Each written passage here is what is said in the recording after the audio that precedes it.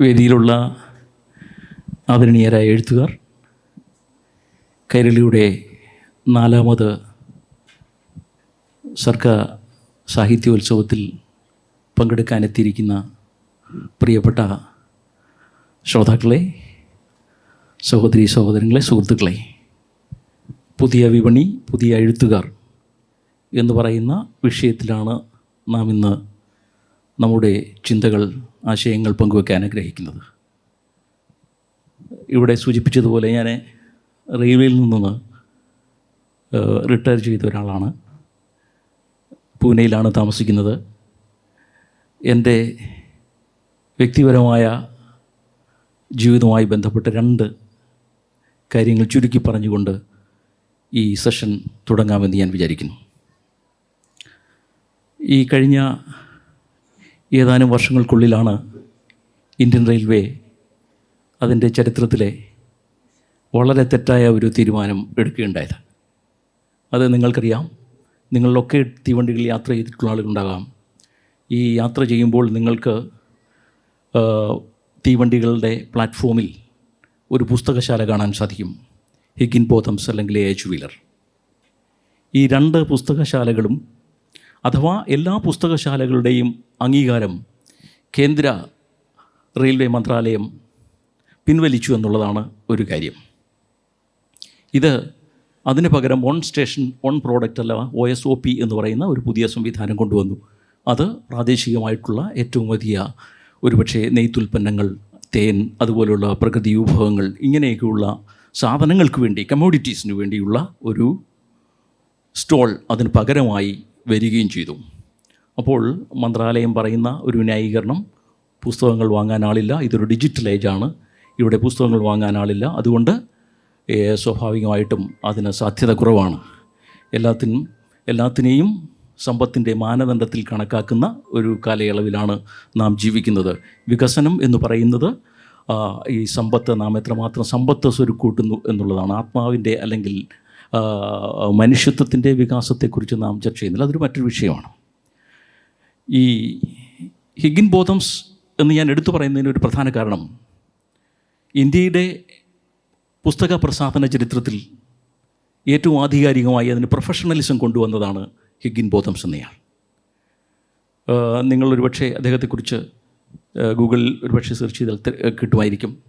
1840കളിൽ ഒരു കൊച്ചു പയ്യൻ ഇംഗ്ലണ്ടിൽ നിന്ന് കപ്പൽ കയറി, കാശ് കൊടുക്കാതെ കള്ളക്കപ്പൽ കയറി, അയാൾ മദ്രാസിൽ വെച്ച് പിടിക്കപ്പെടുന്നു.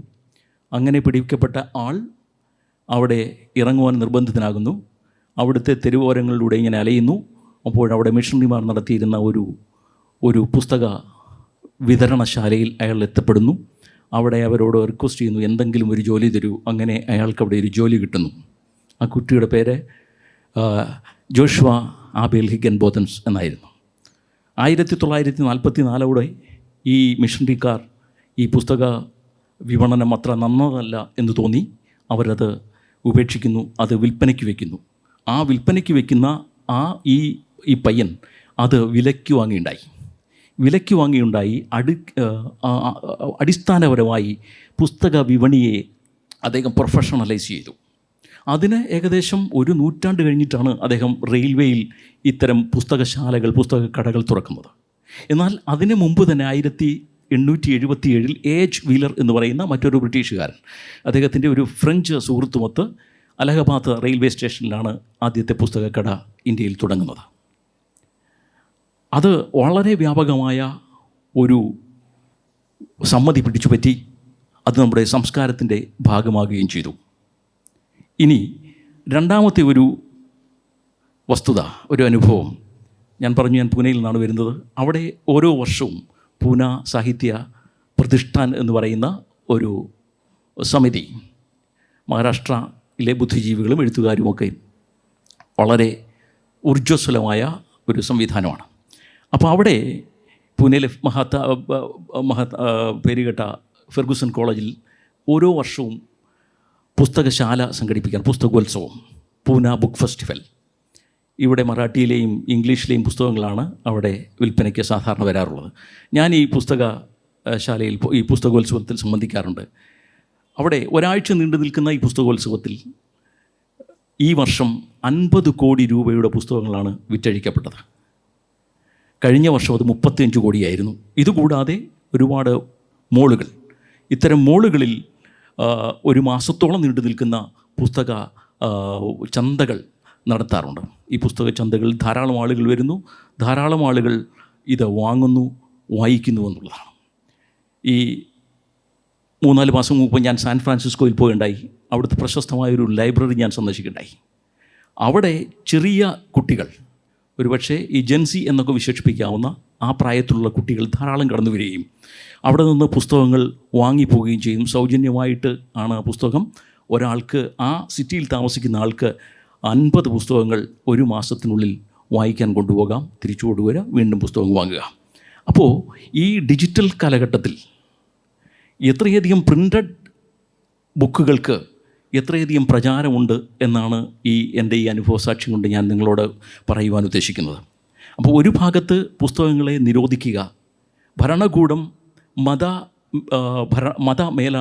മേലാളന്മാർ, ഇത്തരം ആളുകൾ, ഭരണകൂടവും മതമേലാളൻ പുസ്തകങ്ങളെ ഇല്ലാതെയാക്കുക, അല്ലെങ്കിൽ പുസ്തകങ്ങളുടെ ഒരു മാർക്കറ്റ് തന്നെ, വിപണി തന്നെ ഇല്ലാതെയാക്കുക, പുസ്തകങ്ങൾ വായിക്കരുത് എന്ന് തിട്ടൂരമിറക്കുന്ന ഒരു കാലഘട്ടത്തിൽ, അല്ലെങ്കിൽ ഏതു വിധത്തിലും ഇതിനെ നിരുത്സാഹപ്പെടുത്തുന്ന ഒരു കാലഘട്ടത്തിൽ, എന്തുകൊണ്ടാണ് അവർ നിരുത്സാഹപ്പെടുത്തുന്നത്?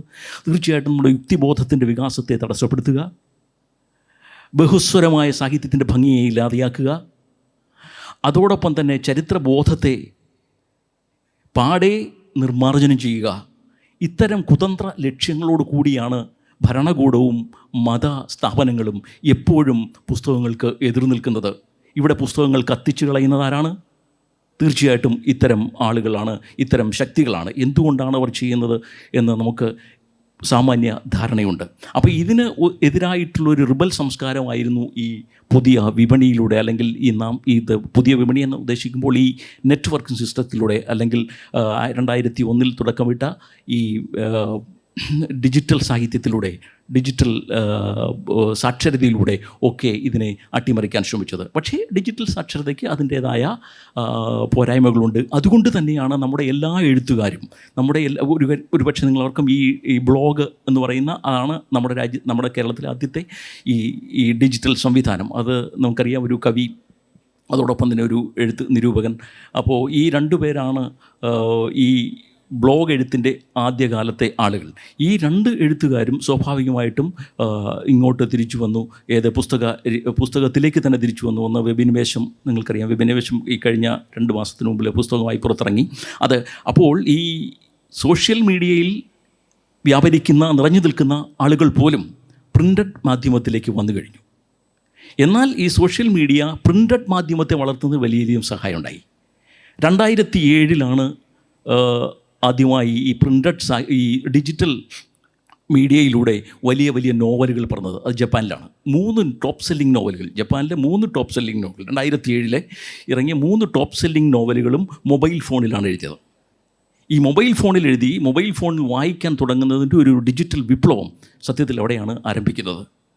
അങ്ങനെ ആരംഭിച്ചത് നമ്മുടെ നാട്ടിലേക്ക് വരൂ. ഇപ്പോൾ 5-6 വർഷം മുമ്പ് നമുക്കറിയാം, ഒരു വളരെ പ്രശസ്തയായി, ഇന്ന് സാഹിത്യത്തിൻ്റെ മുൻനിരയിൽ, നോവലിസ്റ്റ് എന്ന നിലയിൽ മുൻനിരയിൽ നമുക്ക് ഇരിപ്പിടം നേടിയെടുത്ത രാജശ്രീയുടെ കാര്യം നോക്കൂ. 10-20 വർഷം മുമ്പ് എഴുത്തിൽ തോറ്റുപോയ ഒരു എഴുത്തുകാരിയായിരുന്നു അവർക്ക് ധൈര്യം ഉണ്ടായിരുന്നില്ല.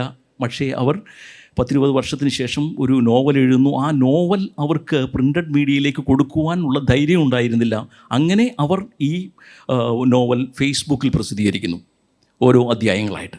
അങ്ങനെ ഫേസ്ബുക്കിൽ പ്രസിദ്ധീകരിക്കുന്നതോടുകൂടി അവർക്ക് വലിയധികം പോപ്പുലാരിറ്റി ഉണ്ടാകുന്നു, വലിയ വായനക്കാരുണ്ടാകുന്നു. ഇന്ന് അവർ പ്രിൻ്റ് മീഡിയയിൽ നിറഞ്ഞു നിൽക്കുന്നു. അധികം വൈകാതെ തന്നെ ശശിധരൻ മാഷ് അതിനെക്കുറിച്ച് എഴുതുന്നു. ഉടനെ തന്നെ അത് പ്രിൻ്റ് മീഡിയയിലേക്ക് ആ നോവൽ വരികയും മൂന്നാമത്തെ നോവൽ എഴുതിക്കൊണ്ടിരിക്കുന്നു. എന്നാൽ 2ാമത്തെ നോവലോ 3ാമത്തെ നോവലോ അവർ ഫേസ്ബുക്കിലോ സോഷ്യൽ മീഡിയയിലോ എഴുതിയില്ല എന്ന കാര്യം കൂടി നാം ശ്രദ്ധിക്കേണ്ടതുണ്ട്.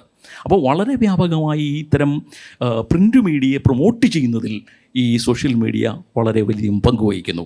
ഇപ്പോൾ നമ്മളുടെ ആനുകാലികങ്ങളുള്ള ചെറുകഥകൾ, വേണുഗോപാൽ മാഷൊക്കെ എഴുതുന്ന ചെറുകഥകൾ, ഇപ്പോൾ ഒരുപക്ഷെ എനിക്ക് പൂനെയിലിരുന്ന് സാധാരണഗതിയിൽ ഈ സാങ്കേതിക വിപ്ലവം വരുന്നതിന് മുമ്പ് 2 ആഴ്ചയോ 3 ആഴ്ചയോ കഴിഞ്ഞ് സാർ എഴുതിയ ഒരു കഥ എനിക്ക് വായിക്കാൻ സാധിക്കൂ. പക്ഷേ ഇപ്പോഴങ്ങനെയല്ല. അത് സാർ കാണുന്നതിന് മുമ്പ് തന്നെ എനിക്കത് കാണാൻ പറ്റും. മാക്സ്റ്ററിലൂടെ എല്ലാ ഡിജിറ്റൽ മാഗസിനിലും. ഒരുപക്ഷെ മാതൃഭൂമി ഇവിടെ ചൊവ്വാഴ്ചയാണ് ഇറങ്ങുന്നതെങ്കിൽ എനിക്കത് തിങ്കളാഴ്ച വൈകിട്ട് തന്നെ കാണാൻ പറ്റും. അപ്പോൾ അന്ന് തന്നെ വായിക്കുക, ഉടനെ തന്നെ അതിനെ റെസ്പോണ്ട് ചെയ്യുക, അല്ലെങ്കിൽ ഞാൻ അതിനെ ഫേസ്ബുക്കിൽ പോസ്റ്റ് ഇടുക. അങ്ങനെ വലിയ പബ്ലിസിറ്റി. ഒരുപക്ഷെ ഇവിടുത്തെ കടകളിൽ, മാർക്കറ്റുകളിൽ ഇറങ്ങുന്നതിന് മുമ്പ് തന്നെ ഇത്തരം വാരികകളും മാസികകളും പുസ്തകങ്ങളും കിൻഡിൽ പോലുള്ള 2007 ആമസോൺ കിൻഡിൽ തുടങ്ങുന്നത്. അപ്പോൾ ഇത്തരം വളരെയധികം നേട്ടങ്ങൾ ഇതുകൊണ്ടുണ്ടായിട്ടുണ്ട്. ഈ നേട്ടങ്ങൾ അൾട്ടിമേറ്റ്ലി പ്രിൻ്റ് മീഡിയയാണ് സഹായിച്ചിരുന്നത്. ഒരുപക്ഷെ ഞാൻ 1987 ഇവിടം വിട്ടുപോകുമ്പോൾ ഒരു ജില്ലയിൽ ഏറെക്കുറെ ഒരു പ്രസിദ്ധീകരണശാല പോലും ഉണ്ടായിരുന്നില്ല പ്രൈവറ്റ് മേഖലയിൽ. സാറിനൊക്കെ വളരെ കാര്യമായിട്ട് അതിനെക്കുറിച്ചറിയാം. പക്ഷേ ഇന്ന് എന്താണ് സ്ഥിതി? ഇന്ന് ഏകദേശം 25-ലധികം പുസ്തക പ്രസിദ്ധീകരണശാലകൾ ഒരു ജില്ലയിൽ തന്നെയുണ്ട്. അത് ഏകദേശം 300-നും 320-നും അടുത്ത് പ്രസിദ്ധീകരണശാലകൾ കേരളത്തിലുണ്ട് എന്നാണ് ഞാൻ മനസ്സിലാക്കിയിരിക്കുന്നത്.